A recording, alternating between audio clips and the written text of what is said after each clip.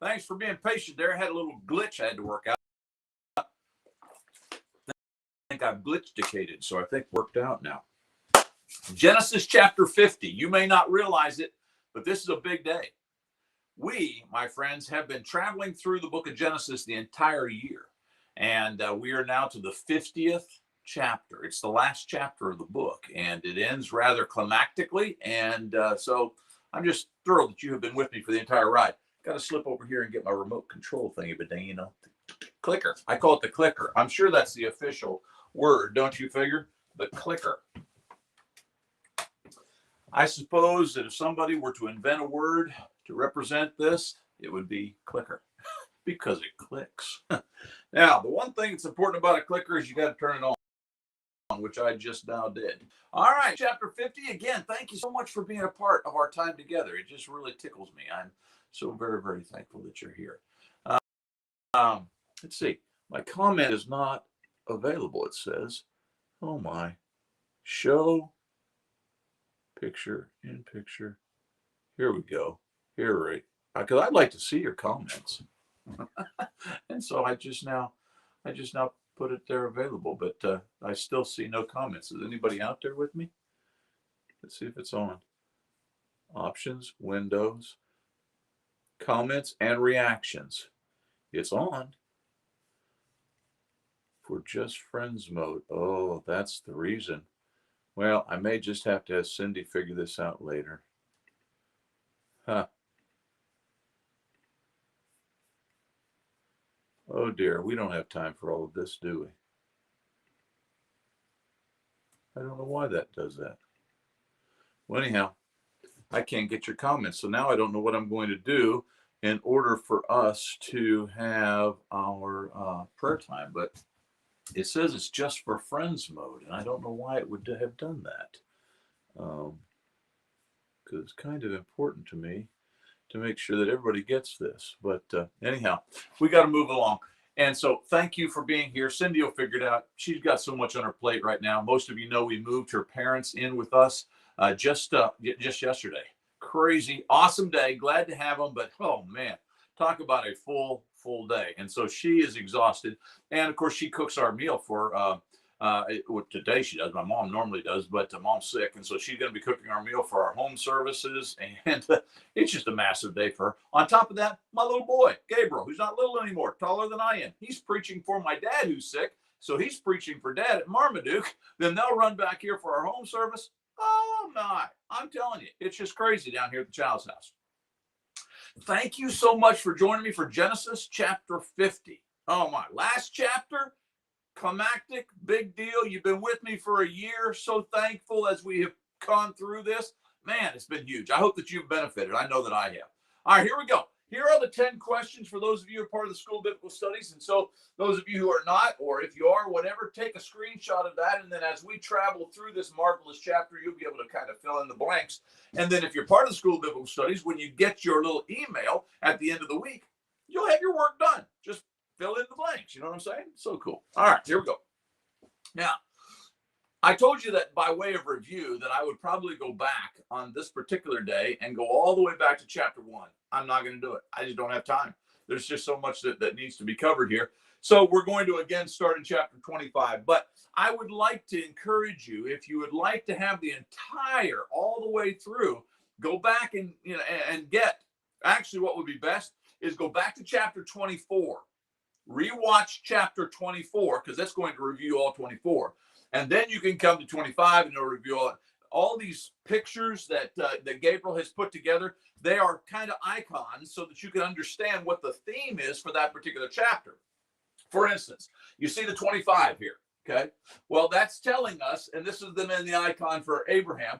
Abraham is going to die, okay? And then these are the icons saw.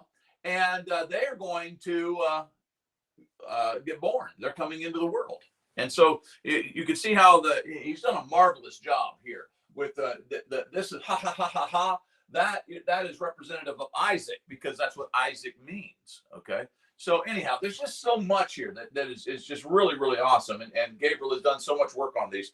And so halfway through the book, Abraham is going to die, okay? And interestingly enough, today, anticlimactic moment, but or whatever, but what do you call it? What do you call that? A ruiner. Ruiner, what's it called? Whenever you ruin the plot. I don't know. My brain's not working today.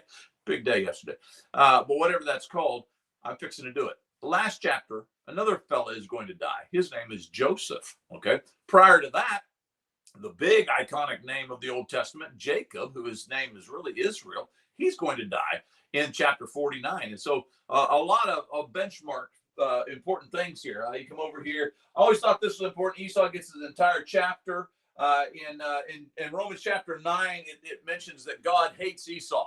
And yet God gives him an entire chapter. And if you read that chapter, it talks about how he's blessed, becomes a big nation, etc. I think that you got to understand in Romans chapter 9 that what God is saying is not that he cursed Esau into becoming something less than the dirt, and that he is cursed to go to hell forever, as it seems the Calvinists would want us to think, but rather he hates him in the same sense that you and I are commanded to hate our own mom and dad and hate our own life also.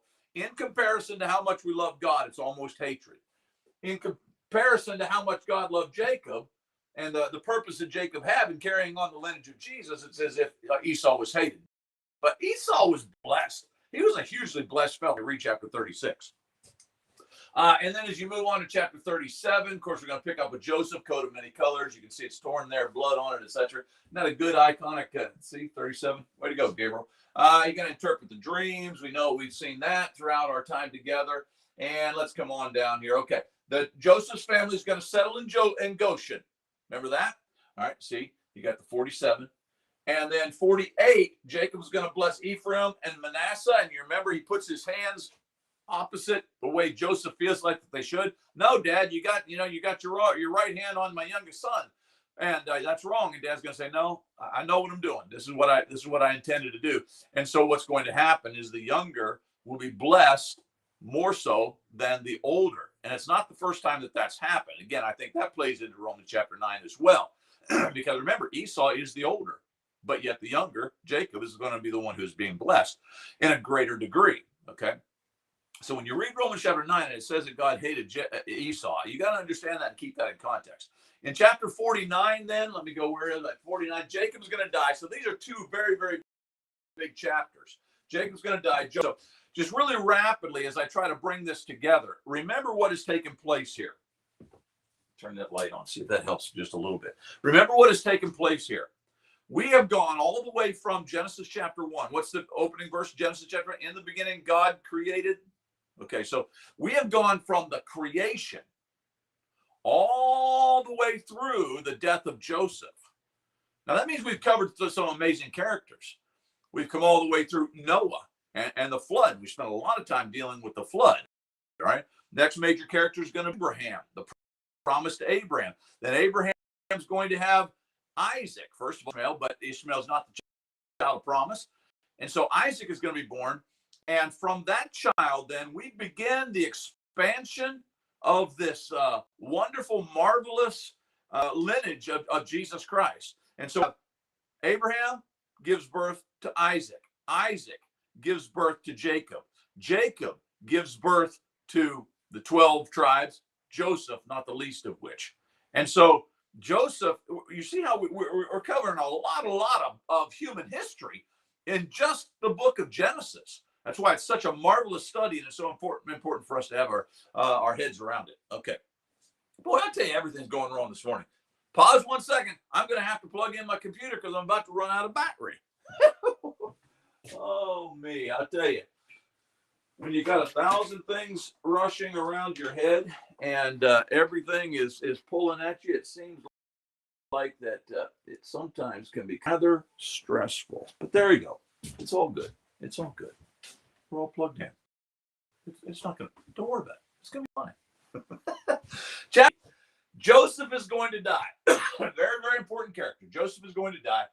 And here's our memory verse for chapter 50. So Joseph died being 110 years old. Now, if you go back to pre-Abraham, that's not a very long life.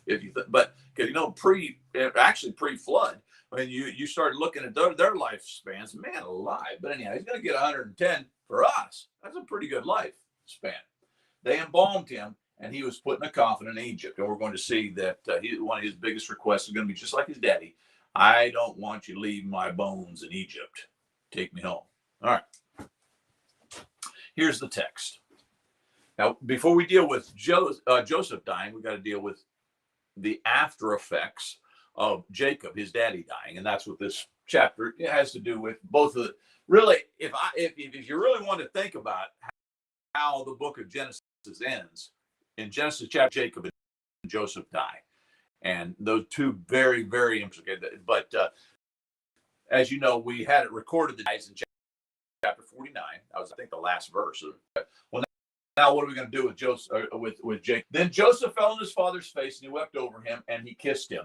That's kind of reminiscent, is it not, of what we saw earlier on whenever they had their sweet reunion. Remember when Daddy's brought down from Canaan, and he comes into Egypt, and he sees his son, who he thought he'd been dead all of these years. Very, very sweet. Well, now Dad's died, and Joseph is just going to fall on him, and he's going to kiss him. And Joseph commanded his servants, the physicians, to embalm his father. And remember, Joseph's he's a big deal, second in command over Egypt.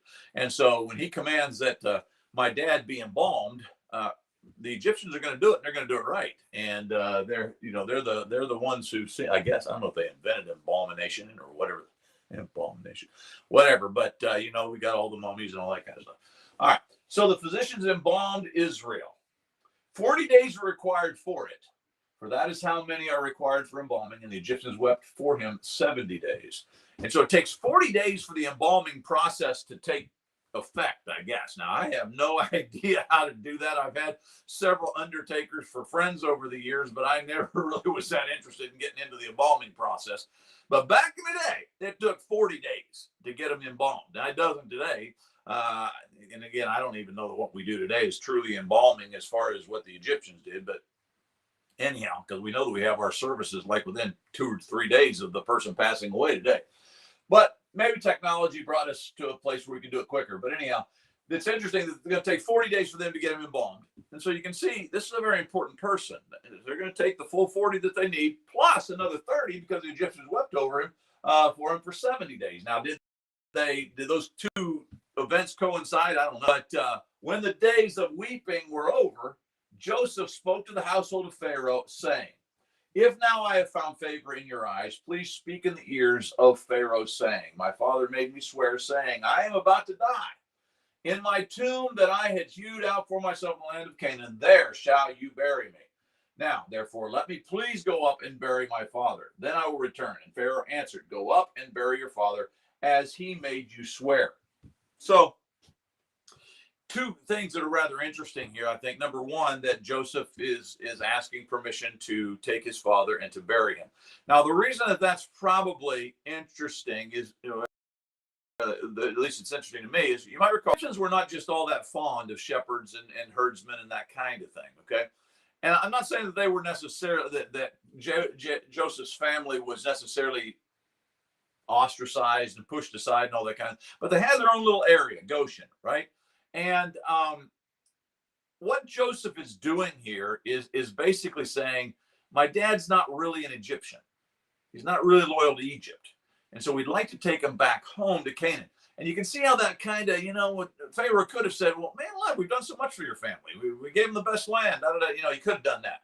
But Joseph, being kind and gracious and diplomatic as he should be, he's explaining the situation, and Pharaoh's gracious. And he says, sure, go home. Or take your dad home and bury him. Now, it's really important that you see this part here. Then I will return. The reason that's interesting is because, again, Joseph's a big deal. And they've been given all this land, etc. And so Joseph needs to make sure that Pharaoh understands, I'm not intending to move my entire clan up there. Okay? We need to go bury him, and then we will come back. And the part of that I think should really stick with you and give you a parallel is, remember, years later Moses is going to come on the scene, and Moses is going to basically say the same thing to Pharaoh, a different Pharaoh, but he's going to say to Pharaoh, who didn't know Joseph, didn't love and appreciate Joseph and all that Joseph had done for Egypt, he's going to say to that Pharaoh, my people need to go. And Pharaoh's going to say, no, not happening. And the reason is because by that time God's people had become the slaves of the Egyptians. Okay. And they don't want their slaves heading out of here. And so Pharaoh's going to go through the 10 plagues, etc., eventually lose his firstborn, etc., and lose his entire army, it seems, as they go into the Red Sea, because he's so stubborn. This time, Pharaoh, that's on the throne at the time of Joseph, is going to acknowledge the God of Joseph and the father of Joseph, and he's going to allow them to travel home to bury Israel. So it's a pretty interesting deal. But when you lay it beside what's going to happen later on, you can see that when pharaohs change, just like we have presidents change in America, radical appreciation for various things and values can change as well. When Joseph's brothers saw that their father was dead, they said, it may be that Joseph will hate us and pay us back for all the evil we did to him. Dad's gone now. Maybe he's going to take vengeance on us. So they sent a message to Joseph saying, your father gave this command before he died. Say to Joseph, please forgive the transgressions of your brothers and their sins because they did evil to you. And now please forgive the transgressions of the servants of God, of the God of your father. Joseph wept when they spoke to him. His brothers also came and fell down before him and said, behold, we are your servants. But Joseph said to them, do not fear, for I am in the place of God. I'm not God, but he says two things I think is happening here. I realize that I've got your lives in my hands, what I'm will, but I'm not. I love you guys. Two, I'm in the place of God. I think could also reference, maybe even more so, that God's the one who set this whole thing up. He's the one who brought us down here. And I have no indication from God that he brought me down here so that I can now take vengeance on you.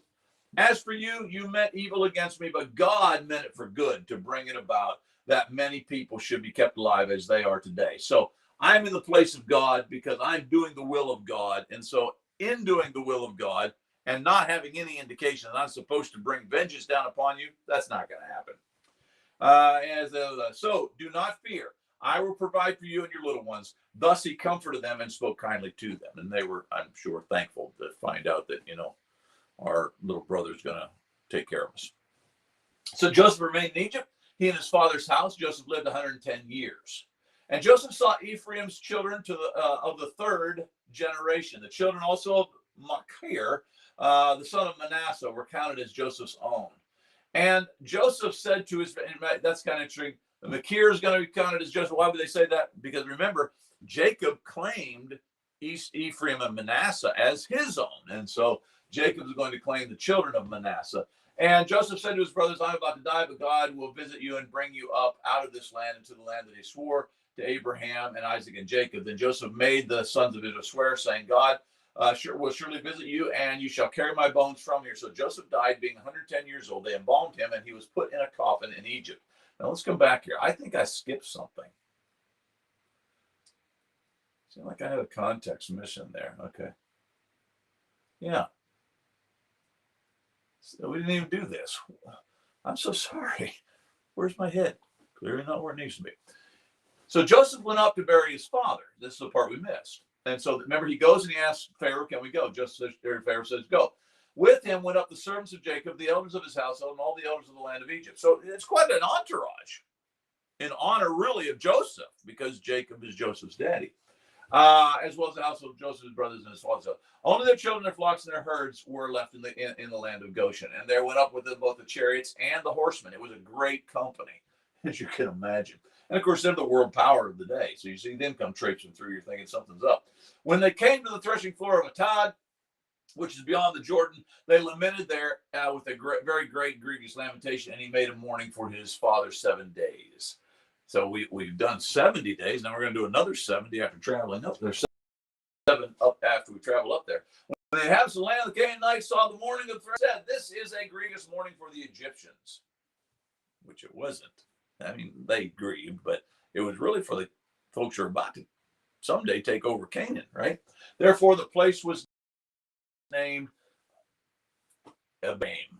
It is beyond the Jordan. Thus his sons did for him as he had commanded them, and his sons carried him to the land of Canaan and buried him in the cave of Machpelah to the east of Mamre, which Abraham bought from the field of Ephron the Hittite to possess as a burying place. After he had buried his father, Joseph returned to Egypt with his brothers and all who had gone up to bury him. So that's the context I missed. Forgive me. All right. Then Joseph's going to have this stuff that he's going to say to his brothers, I'm about to die. Or excuse me, that I'm not going to abuse you.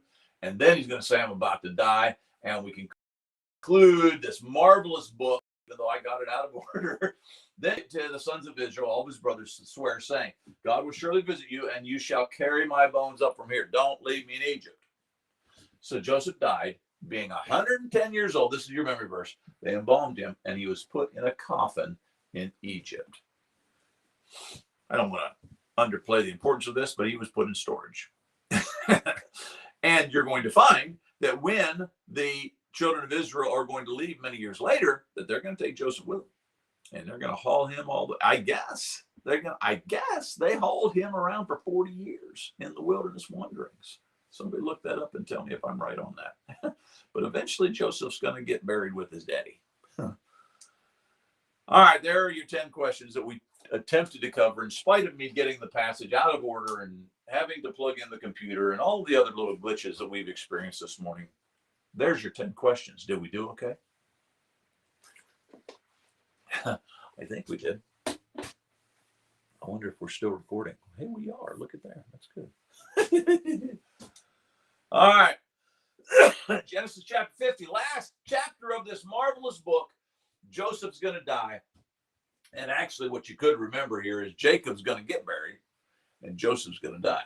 So, got those two rather iconic characters of the Old Testament that kind of wrap up the book of Genesis. So, all the way from God in the beginning to Jacob and Joseph, that entire span of human history is what's being covered here. That's a lot of stuff, folks. And that's why Genesis is so really, really important when you begin to study the human history of things. And actually, I do something when I teach young people, and I don't have time to do it now. Maybe I can do it some other time. But I take several of the books of the Bible that are basically narratives, their history, like, and I lay them out, and then go to the other books of the New Old Testament, and you show where they fit in to the timeline of those narrative books. Does that make any sense? Use the narrative books as your timeline, and then go back and get the books of prophecy and poetry and things like that, and plug them in, because you go into that particular. You get that? I made that someday. We'll do that together. All right. What do we got here? Clicker. There you go. Well, we need to spend a little bit of time in prayer because most of you are aware that over the weekend we had storms that came through northeast Arkansas, and we thought they were really bad here, and they were. But then they went into western Kentucky, and I mean, they like tore up the place in a bad, bad way. They really got hit hard. The tornado that tore up the nursing home in Monette, I think it was that very tornado that passed just south of Jonesboro, just within a mile or two of where my children, my son and grandson and daughter-in-law live. And they got in their safe place, and they're fine. Didn't have any damage to their home or anything like that. But boy, Monette got hit. Some of you've seen, here's some pictures. Horrible tornado. And there's several who lost their lives there at the Monette nursing home. I'm told that the one in Truman got hit as well. And then that storm just kept on going and ravaged western Kentucky. And anyhow, let's continue to be praying for all those who are digging themselves out from underneath this horrible storm. Odd winter tornadoes as they come through. The day before this all hit, I was in the backyard doing some work in my T-shirt. And it was just, here we are mid-December. And even in Arkansas, and I know some of you folks up here in the north, you think us folks down here in Arkansas, we don't deal with any cold weather. But even here in northeast Arkansas at this time of the year, it's going to be right around freezing. And I was in my backyard in my T-shirt. And you could look at the sky. It just had that feel. And when you've lived in Arkansas long enough, you kind of sense the preconditions to tornado weather. Well, man, did it have it written all over it. But if you will, please continue to remember who have gone through the tornadoes. I've been talking so much lately on social media about my in-laws moving in with us. Well, yesterday was that day. The day before that, we had tornadoes. The day after that, we moved my in-laws in, and love them so very, very much. My father-in-law, a longtime elder of the Lord's church, and my mother-in-law, godly woman, and I give her so much credit for giving me the godly woman that I have in my life. Love these two. When it came time to, what are we going to do? in order, they were going to have to go to a nursing home, and they would probably be separated at a nursing home, and that wasn't happening. And Cindy and I got our heads together. We said, no, whatever we can do. And boy, I'll tell you what, did her brother step up in a massive way, and his side of the family step up in a big, big way. Anyhow, long story short, moved them in yesterday. And so they're with us this morning, as a matter of fact. And life is going to be different. All right. We divided our house basically in half, and they got the front door and we got the side door, and anyhow, whatever. But it's going to be interesting. Okay. We need your prayers, that especially for Cindy. Her mom's got Parkinson's, and as she struggles through that, and Cindy's doing her best to take care of those needs, and Carlton's like a crazy awesome man as he's taking care of his wife. Just be in prayer for those three, if you will. But I thought you might enjoy seeing some pictures. This is a picture of the bedroom that Maxine is actually in. I didn't get you a picture of the other one, but this is the bathroom that we redesigned. So thankful for the Steiners down there in Memphis, where Gabriel goes every week. He'll leave. In fact, he'll leave this afternoon. He goes down there. He spends Sunday through Wednesday working with the Steiners, that missionary family, godly people. They came in and helped us. I mean, literally gut down to the dirt, gut this bathroom and recreate it. So thankful for the Steiners. There's the shower. Made it a shower that could be easily accessible for a wheelchair if necessary. And here's their little, what do you call that? I don't know. Where you hang your clothes. What do you call that closet? And then we got a little tiny, it's kind of a laundry room, kitchenette kind of a scenario. Behind them here is a microwave area where they can do some things. But anyhow, and that's a refrigerator. And that's my in-laws. This is Carlton, and that's Maxine, and I love them with all my heart. So if you'd be praying for us, that would mean a lot. My comments are down. I don't know why my comments section is not working, but Cindy will fix that by next time, God willing. But if you've got a comment, I suspect you go ahead and post it. I just won't be able to see it. So if you've got heart prayers that need to be offered on your behalf, please put them there so that everybody who watches our broadcast on Sunday morning, they will be able to, and they'll be able to pray about it. Okay. Especially remember everybody in the tornado victims there in Western Kentucky. Wow, did it hit. Okay. That brings us to Lord's Day Live.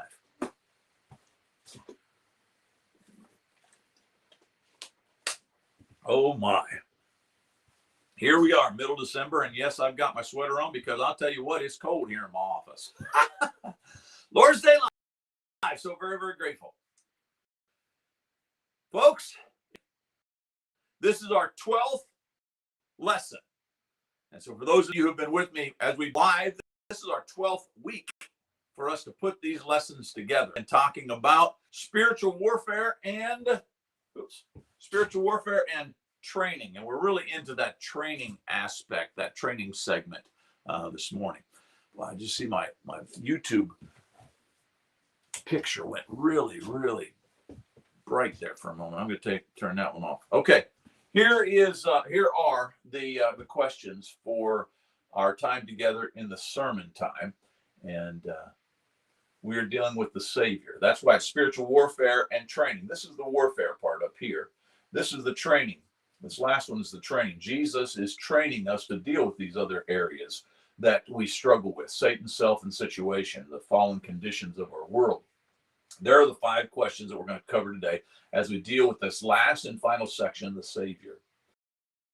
Last time, you might recall, we in Hebrews chapter 12, and we're going to be back in Hebrews 12. We're going to see the following context, but I wanted to review this just really, really rapidly.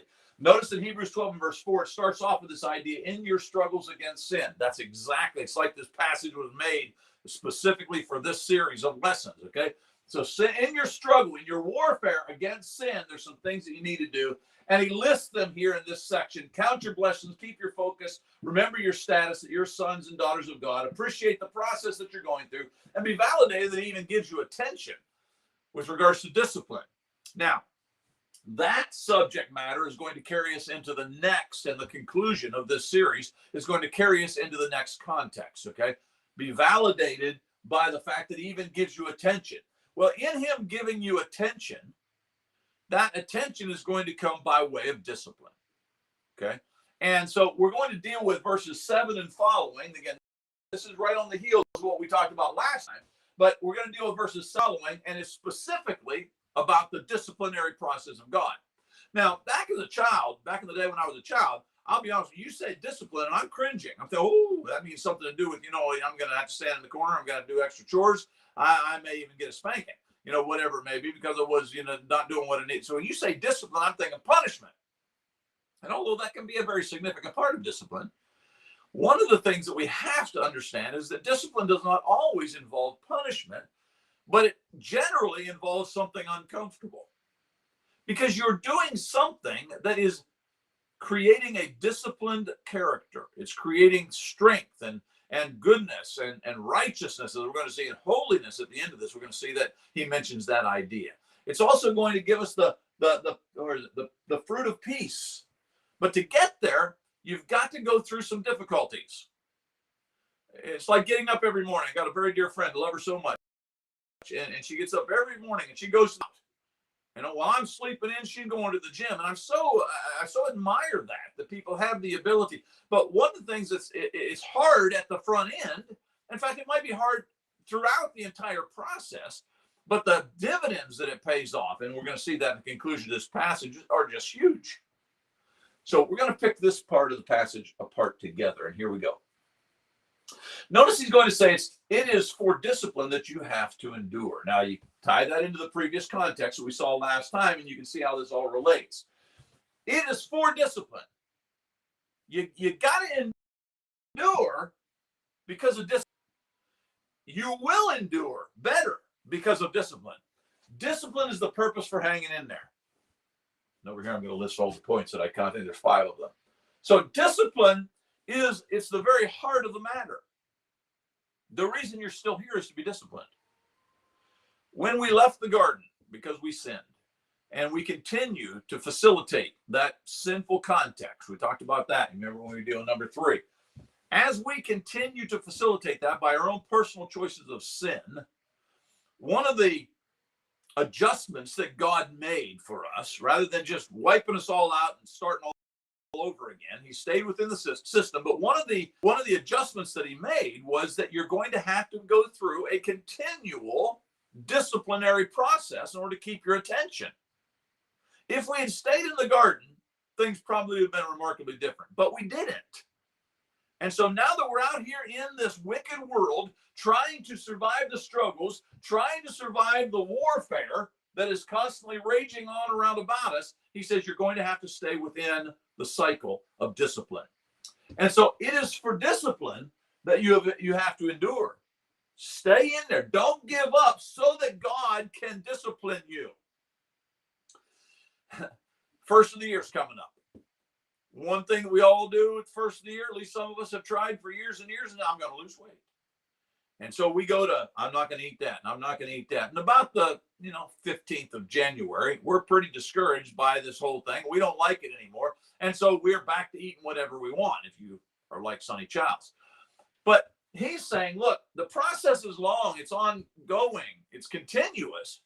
But stay in there. Don't give up. And if you'll endure, you will come out being a disciplined person. You'll have spiritual muscle. The problem is that we have, it seems, in the church, for years, we have done our best to streamline our services, to give ourselves padded pews and vaulted ceilings, and give ourselves a scenario, our empty church buildings, the buildings that sit empty for most of the week. You know why we have those? Because it's convenient.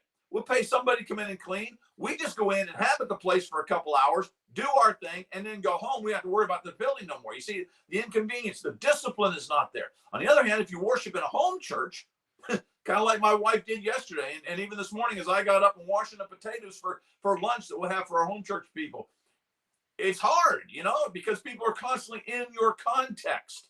Our cathedrals, our church buildings have taught us to be undisciplined people, because it keeps a buffer between us and really being personal with folks, because we don't bring them into our context. We bring them into some kind of a general context that everybody paid for. And so we got this big general building that we just all go to, and there's no real intimacy there.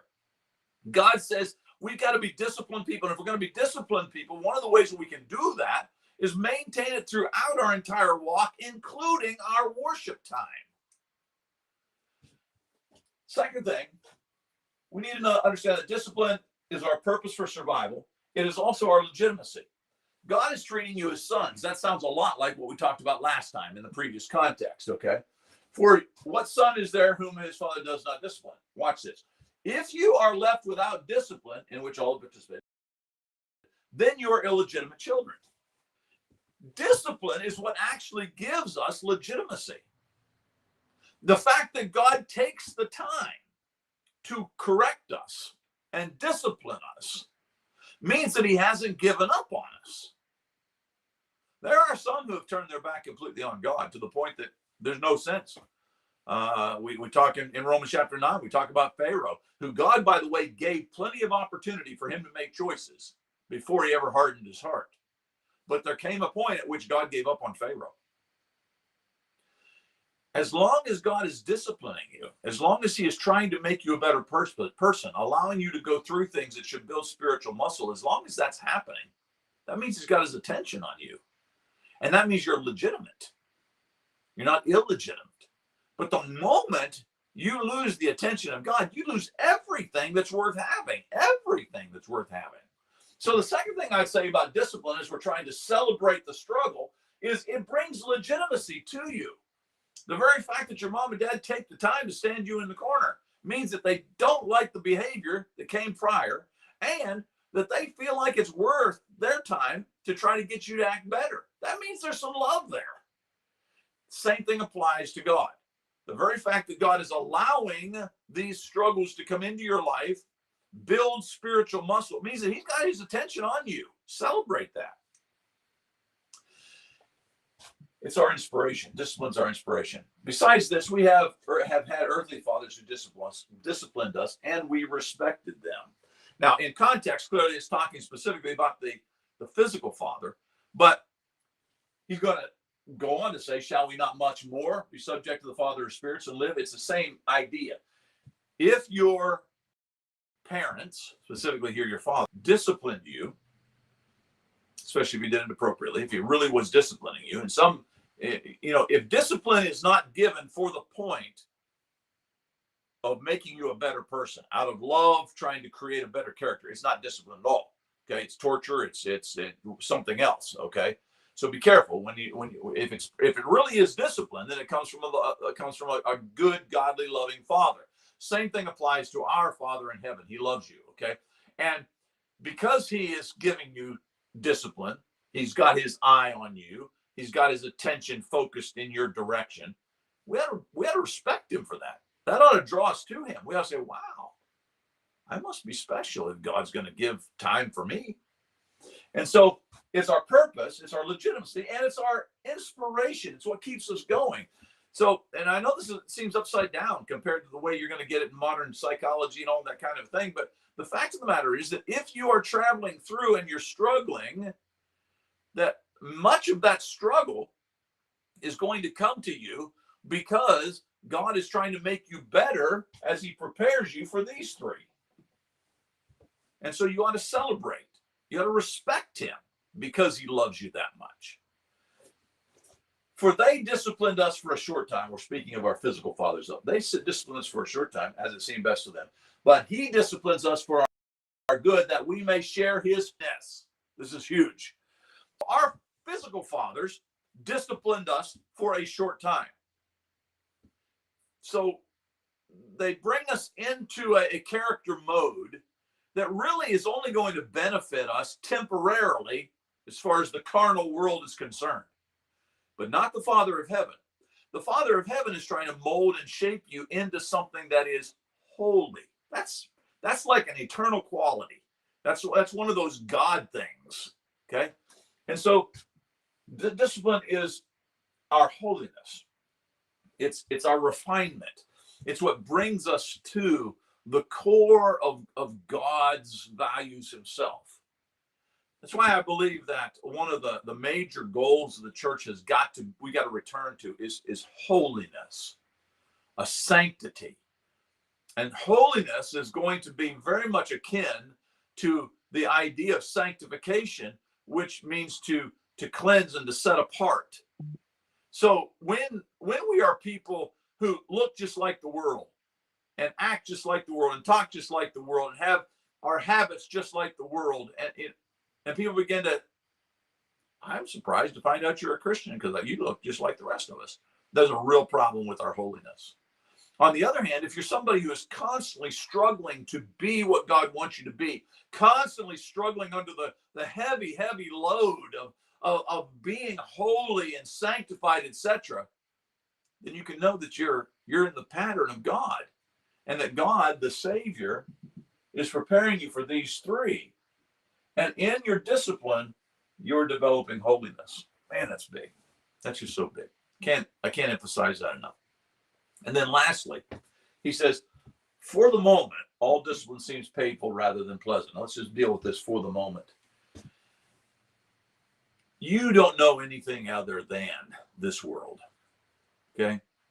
You were born into this world, and as you have struggled through this world with whatever issues you've had, some of you have dealt with handicaps that were physical. Some of you have dealt with handicaps that were emotional. Some of you, we've all got something. Okay? But this is all we know. This is the only realization, the only reality that we really can wrap our heads around. But the Father who would send his Son to die for you, he says there's something better coming. You've never been there, but this is coming your way. Yesterday I was humming a tune, and I'm kinda homesick for a country. And it goes on to say, to which I've never been. I'm homesick for a country to which I've never been. You and I have got to place our faith in the fact that the same God who allows the sunshine to come in your bedroom window in the morning, the same God that allows you to fill your lungs with oxygen and let your heart beat, that same God has made a promise, and he's always been faithful. But the promise is, I know you don't know, but trust me, it's going to be okay if you just hang in there. That's the message of this entire series that I've just completed with you, but it's also the message of Hebrews chapter 12. It's the message of the Bible. Ever since we left the garden, God is saying to us, I get it. You have limited understanding, limited knowledge of the hereafter, the spirit realm, etc. But I'm here to tell you, if you'll just hang in there. You've heard me tell the story before, I suspect, but I'll tell it one last time because it really helps us climax this series. And then I'll deal with this last couple phrases. The doctor was walking his dog. And as he was walking his dog down the sidewalk, a woman came rushing down out of an apartment building. She recognized him as a doctor. She said, sir, please, will you come in? I think my husband's dying.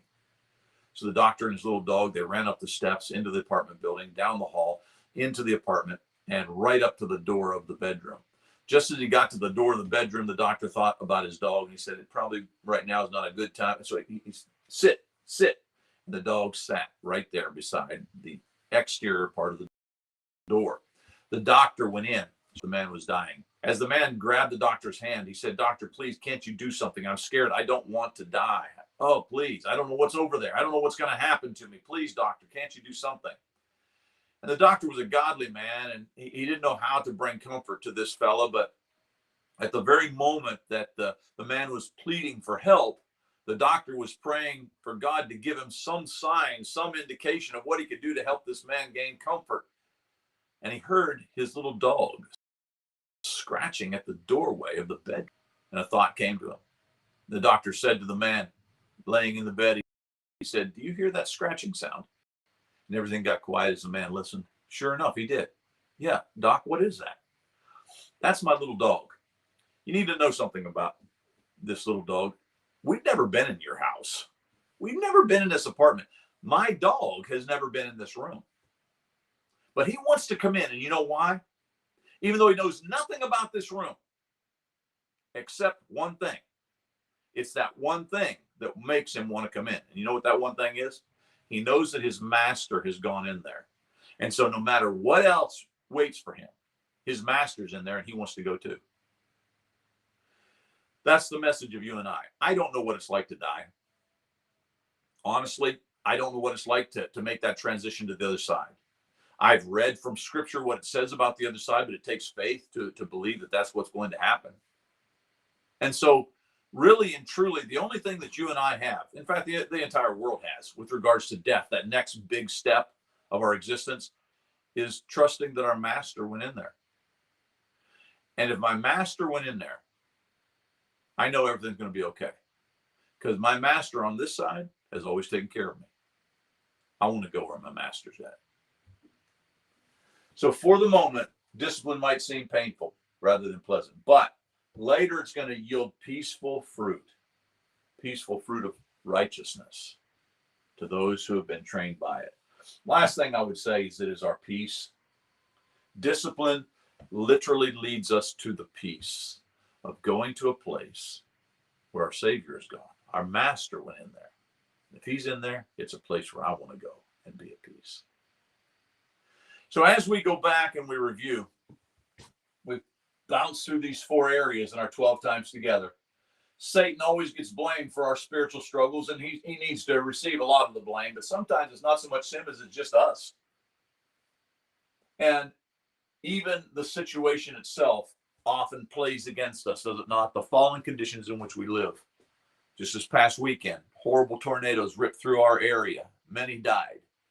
And that's the situation. It's the context of our fallen realm that fell because of our sin, not because of God, but because of our sin. We continue to facilitate it because we continue to sin.